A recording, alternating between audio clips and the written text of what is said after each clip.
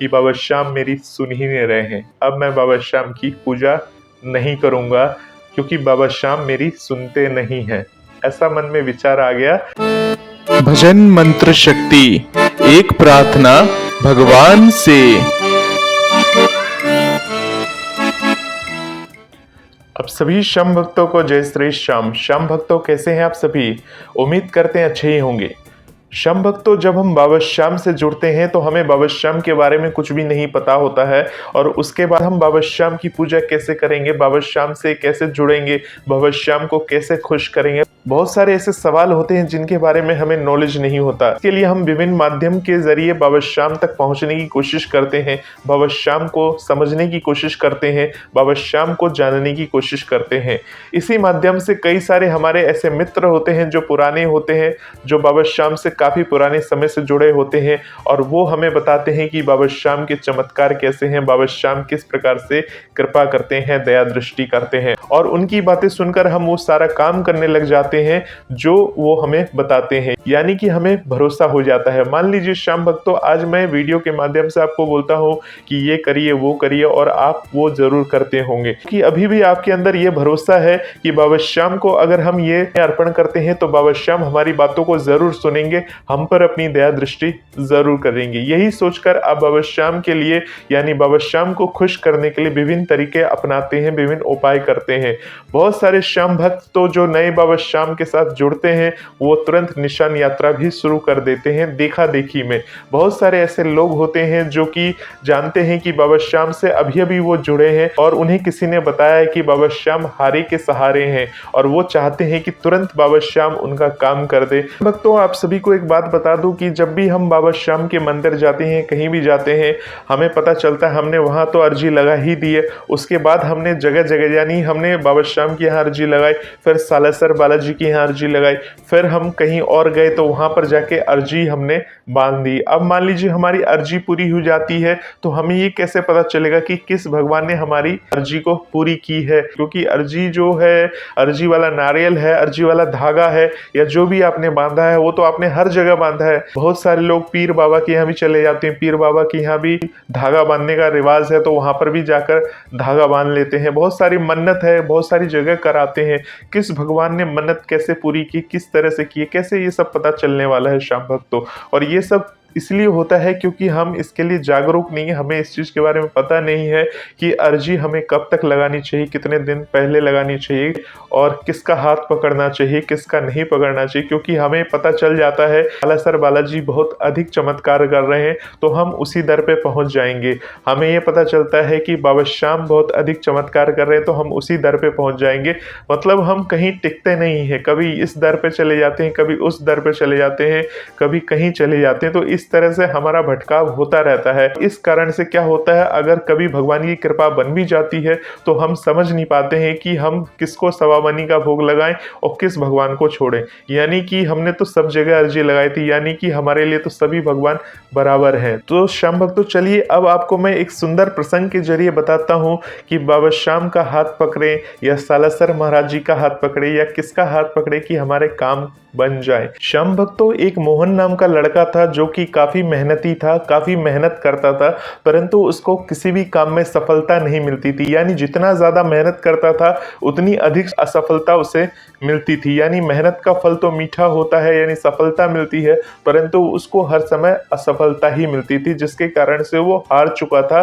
वो कोई भी काम करने से पहले 10 बार सोचता था कि मैं इसमें सफल हो पाऊंगा या नहीं हो पाऊंगा। इस तरह से वो निराश रहने लगा, काफी उदास रहने लगा। क्योंकि श्याम भक्तों, आप खुद सोचिए, अगर आप अत्यधिक मेहनत कर रहे हैं, मेहनत से सब काम कर रहे हैं, और अगर आपका काम असफल हो जाए तो आप भी निराश होंगे ही होंगे। तो इसी तरह से मोहन निराश रहने लगा। और जब होता क्या है कि जब हमारे मित्र वगैरह होते हैं, जब वो हमें देखते हैं तो उनसे रहा नहीं जाता और वो हमें सजेशन देते हैं। सजेशन किस रूप में देते हैं कि इस दरबार चले जाओ, उस दरबार चले जाओ, तो तुम्हारे काम बनने शुरू हो जाएंगे। तो इसी तरह से मोहन का जो एक मित्र था उसने सजेशन दिया। उसने कहा मोहन से कि तुम बाबा श्याम के दरबार चले जाओ, तुम्हारे बिगड़े काम बन जाएंगे। क्योंकि बाबा श्याम जो हैं वो हारे के सहारे हैं और सभी की कामों को बनाते हैं, सभी की बातों को बनाते हैं।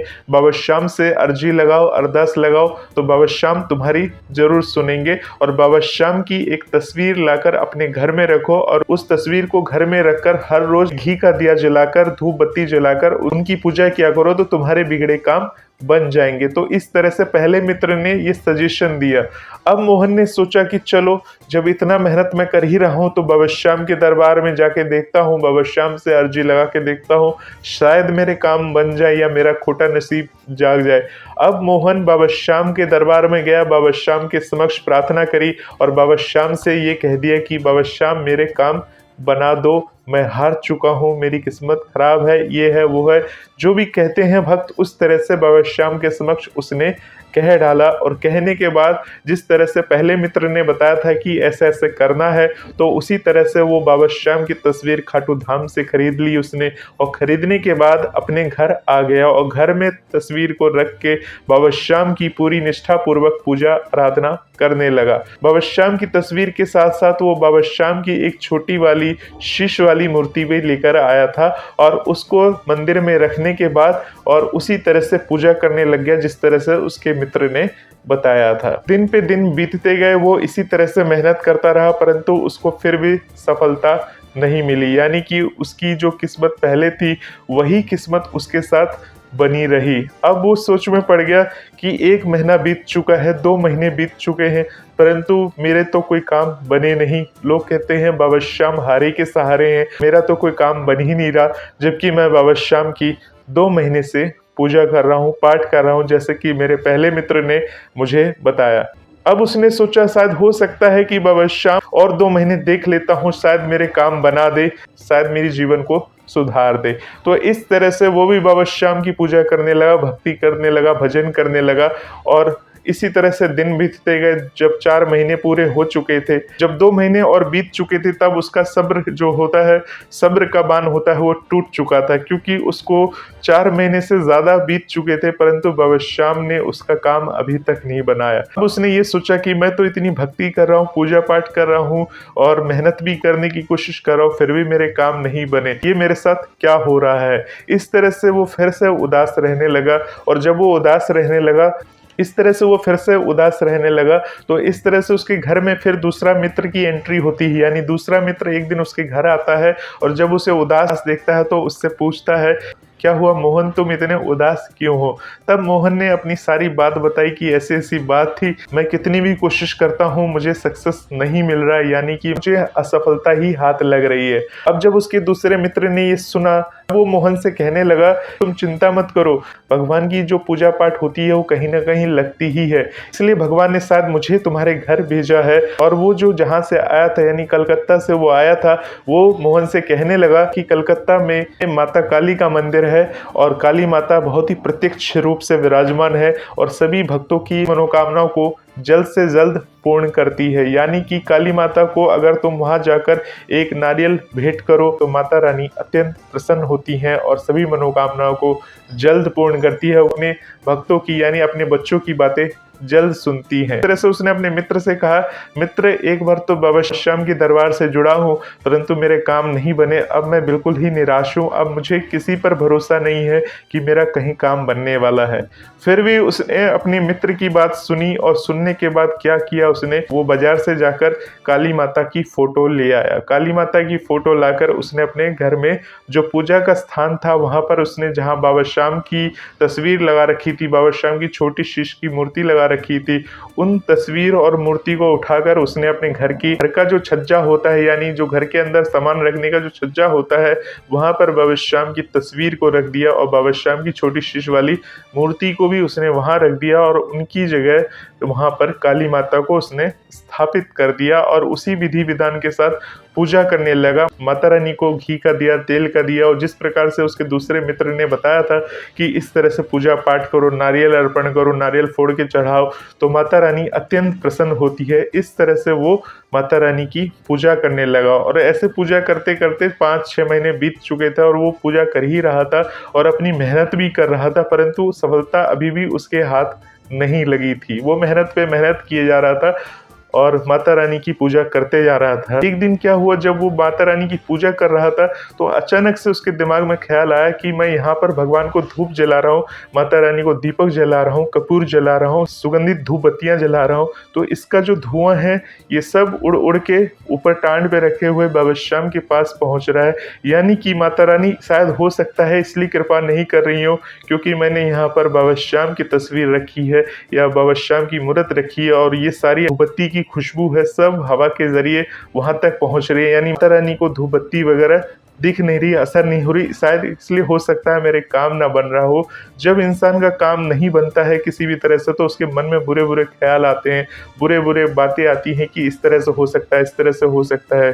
काम में बुद्धि तो नहीं लगता क्योंकि दिन खराब चल रहे हैं। तो श्याम भक्तों जैसे ही उसके मन में ऐसा ख्याल आया कि भगवान की तरफ धुआं जा रहा है और भगवान उस धुएं को पहले से ही सूंघ ले रहे हैं तो शायद हो सकता है काली माता नाराज हो, इसी कारण से मेरे काम नहीं बन रहे। तो उसके दिमाग में ऐसा विचार आया तो उसने क्या किया, जो टांड पे रखे हुए भगवान थे यानी ऊपर चढ़ के टांड पर उसने क्या किया, पहले तो जो तस्वीर थी तस्वीर को एक रैप किया पेपर से और उसके बाद जो बाबा श्याम की मूर्ति थी मूर्ति पर वो कपड़ा बांधने वाला था ताकि जो अगरबत्ती धूपबत्ती की खुशबू है बाबा श्याम तक ना पहुंचे। तो उसने जैसे ही मूर्ति को कपड़ा बांधने की कोशिश की, क्या हुआ उसके साथ, अद्भुत बात हुई जो वो सोच भी नहीं सकता था। श्याम भक्तों क्या हुआ उसके साथ, बाबा श्याम उसके समक्ष वहीं पर प्रकट हो गए और जब बाबा श्याम उसके समक्ष प्रकट हुए तो वो घबरा गया बाबा श्याम को देखकर। बाबा श्याम का जो रूप था वो अद्भुत था, उनकी मूछें थी, उनकी दाढ़ी थी, उनका जो चेहरा था वो काफ़ी आध्यात्मिक रोविला था। वो देखकर थोड़ा सा घबरा गया परंतु बाबा श्याम से उसने हिम्मत करके पूछ ही लिया कि आप कौन हो। तो बाबा श्याम ने झट से उत्तर दिया, तुम्हें नहीं पता कि मैं कौन हूँ, जितने दिन से तुम मेरी पूजा आराधना कर रहे थे तब तुम नहीं जानते थे कि मैं कौन हूँ। तब उसने उत्तर दिया, आप बाबा श्याम हो, अब आप क्यों आए हो। बाबा श्याम से वो पूछता है कि बाबा श्याम उससे एक ही बात कहते हैं कि तूने मेरी तस्वीर लगाई, तूने मेरी मूर्ति लगाई, तू मेरी पूजा दिल से करता था, सब कुछ करता था, परंतु तब तक तेरे भाव ऐसे थे कि तू सिर्फ ये सोचता था कि तेरी ये जो ख्वाहिश है, तेरी जो जिम्मेदारी है, सिर्फ इस तरह से मेरी मूर्ति को मूर्ति समझकर आज तक पूजा करता रहा। कभी ये नहीं सोचा कि तू भगवान की पूजा कर रहा है, भगवान की पूजा कर रहा है, तू ये तो जानता था, परंतु जो था तू ये सोचता था कि ये तस्वीर है, ये मूर्ति है, सिर्फ ये सोचकर तू पूजा करता रहा। आज तुझे एहसास हुआ कि ये मूर्ति भी सांस ले रही है, यानी कि इस धूपबत्ती की खुशबू, इस कपूर की खुशबू मेरे तक पहुंच रही है। शायद इसलिए माता रानी तेरी बात नहीं सुन रही। तेरे दिमाग में इतना ख्याल तो आया, तूने ये तो समझा कि मैं सांस ले रहा हूँ, इसलिए मेरे मुंह पर तू कपड़ा बांधने आया था और ये देखकर मैं तेरे समक्ष प्रकट हो गया हूँ क्योंकि तेरे भाव सच्चे थे। तू ये जानने लगा था कि मेरे तक वो खुशबू आ रही है, यानी कि मैं उस खुशबू को ग्रहण कर रहा हूँ। तेरे मन में ऐसे भाव उत्पन्न हुए थे, इस कारण से मैं तेरे समक्ष प्रकट हुआ हूँ। यानी मैं भक्त के भाव को देखता हूँ और जो भक्त सिर्फ मेरी मूर्ति को मूर्ति समझता है, यानी अगर दुकान में मेरी मूर्ति पड़ी रहती है तो दुकानदार सिर्फ मेरी मूर्ति को मूर्ति समझता है, बेचने की वस्तु समझता है, यानी वो ये जानता है कि इससे सिर्फ मुझे पैसा आना है, मुझे पैसा कमाना है। वो उसके भाव ये नहीं है कि ये बाबा श्याम की मूर्ति है, वो सिर्फ जानता है ये बाबा श्याम की मूर्ति है, परंतु मूर्ति को मूर्ति ही समझता है। वो ये नहीं जानता कि बाबा श्याम इस मूर्ति में भी समाहित हो सकते हैं, बाबा श्याम उसमें से भी प्रकट हो सकते हैं, उसमें से भी दर्शन दे सकते हैं।